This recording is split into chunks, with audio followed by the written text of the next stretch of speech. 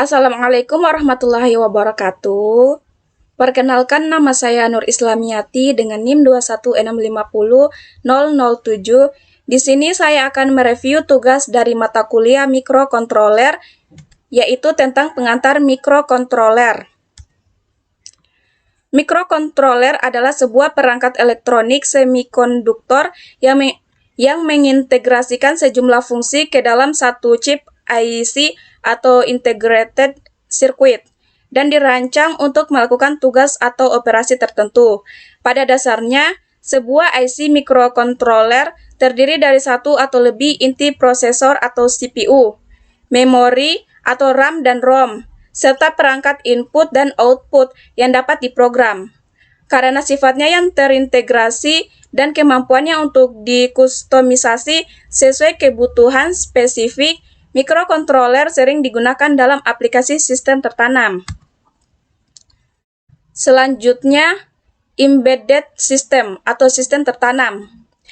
Sistem tertanam atau embedded system adalah sistem komputer yang didesain untuk melakukan tugas tertentu dan biasanya terpasang pada perangkat elektronik, kendaraan, dan lain-lain. Sistem ini terdiri dari perangkat keras dan perangkat lunak. Perangkat keras dalam embedded system meliputi mikroprosesor atau mikrokontroler dengan penambahan memori eksternal atau I/O dan komponen lainnya seperti sensor, keypad, LED, dan LCD. Sedangkan perangkat lunak embedded system berfungsi sebagai penggerak pada sistem. Perangkat lunak embedded system biasanya disebut firmware.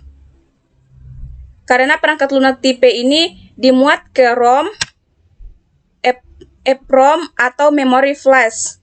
Sekali program dimasukkan ke dalam perangkat keras, maka tidak akan pernah berubah kecuali diprogram ulang. Selanjutnya, beberapa karakteristik dari sistem tertanam adalah: yang pertama, fungsi spesifik.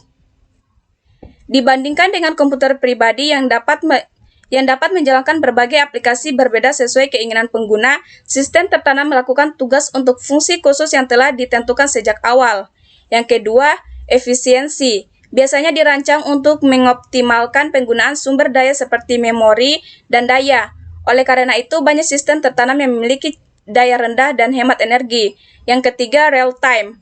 Banyak sistem tertanam harus merespon dalam waktu yang sangat singkat, sehingga seringkali berfungsi dalam mode real time. Yang keempat, ukuran. Bisa sangat kecil dan ringkas tergantung aplikasinya. Yang kelima, biaya. Dikarenakan fungsinya yang spesifik, banyak sistem tertanam yang dapat dibuat dengan biaya rendah.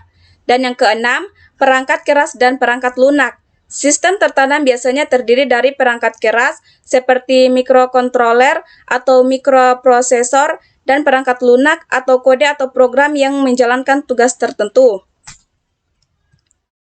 Dalam pengaplikasiannya, pengendali mikro yang dalam bahasa Inggris disebut dengan mikrokontroler ini digunakan dalam produk ataupun perangkat yang dikendalikan secara otomatis seperti sistem kontrol mesin mobil, perangkat medis, pengendali jarak jauh, mesin, peralatan listrik, mainan, dan perangkat-perangkat yang menggunakan sistem tertanam lainnya.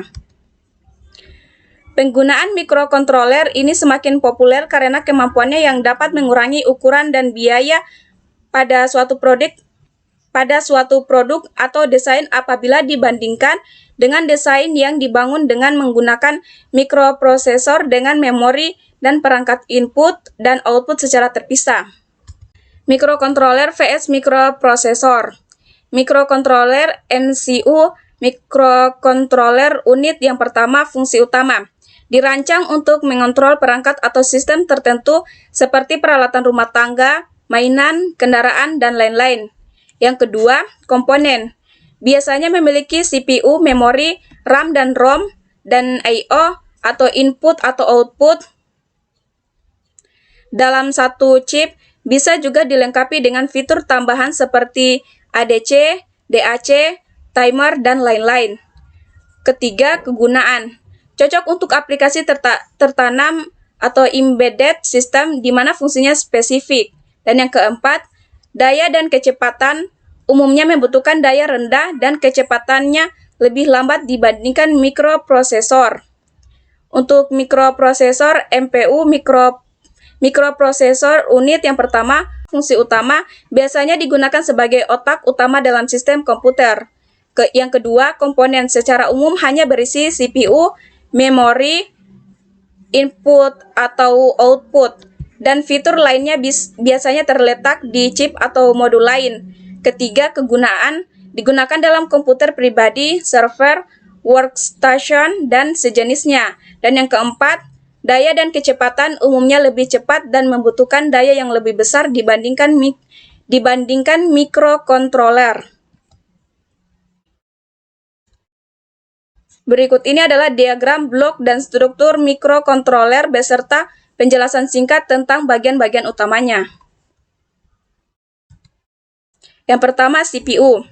CPU adalah otak mikrokontroler. CPU bertanggung jawab untuk mengambil instruksi, fetch, menerjemahkannya, lalu akhirnya dieksekusi. CPU menghubungkan setiap bagian dari mikrokontroler ke dalam satu sistem. Fungsi utama CPU adalah mengambil dan mendekode instruksi. Instruksi yang diambil dari memori program harus diterjemahkan atau melakukan dekode oleh CPU tersebut.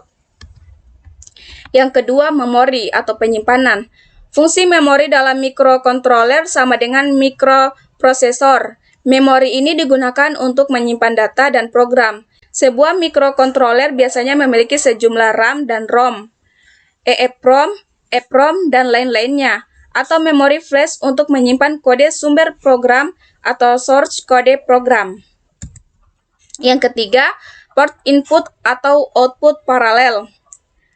Port input atau output paralel digunakan untuk mendorong atau menghubungkan berbagai perangkat seperti LCD, LED, printer, memori, dan perangkat input-output lainnya ke mikrokontroler. Keempat, port serial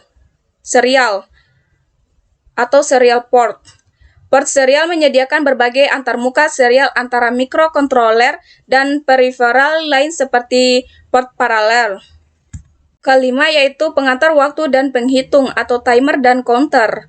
Timer dan counter adalah salah satu fungsi yang sangat berguna dari mikrokontroler. Mikrokontroler mungkin memiliki lebih dari satu timer dan counter. Pengatur waktu, timer, dan penghitung menyediakan semua fungsi pengaturan waktu dan penghitungan di dalam mikrokontroler. Operasi utama yang dilakukan di bagian ini adalah fungsi jam, modulasi, pembangkitan pulsa, pengukuran frekuensi, osilasi, dan lain sebagainya. Bagian ini juga dapat digunakan untuk menghitung pulsa eksternal. Keenam, analog to digital. Analog to digital converter atau pengonversi analog ke digital atau IDC. Konverter IDC digunakan untuk mengubah sinyal analog ke bentuk digital. Sinyal input dalam konverter ini harus dapat bentuk analog, misalnya output dari sensor, sedangkan outputnya dalam bentuk digital. Output digital dapat digunakan untuk berbagai aplikasi digital seperti layar digital pada perangkat pengukuran. Ketujuh, digital to analog converter atau pengonversi digital ke analog atau DIC. DIC melakukan operasi pembalikan konversi IDC. DIC mengubah sinyal digital menjadi format analog. Ini biasanya digunakan untuk mengendalikan perangkat analog seperti motor, DC, dan lain sebagainya. Kedelapan, kontrol interupsi atau interrupt control.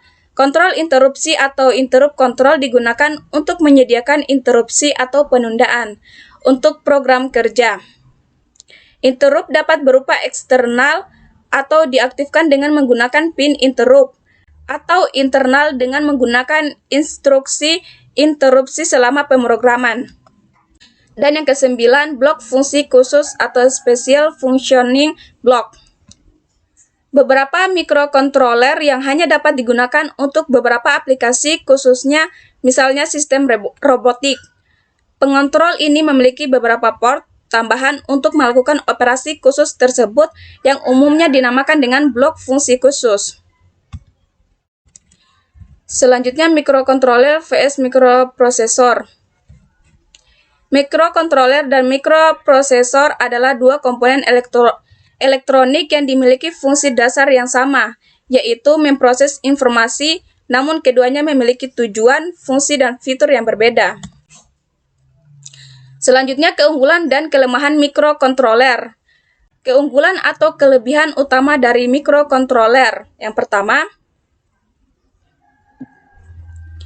mikrokontroler bertindak sebagai mikrokomputer tanpa harus ada komponen digital tambahan lainnya. Kedua, dapat mengurangi biaya dan ukuran sistem karena integrasi yang lengkap dalam sebuah mikrokontroler. Ketiga, penggunaan mikrokontroler sederhana dan mudah untuk memecahkan masalah dan pemeliharaan sistem.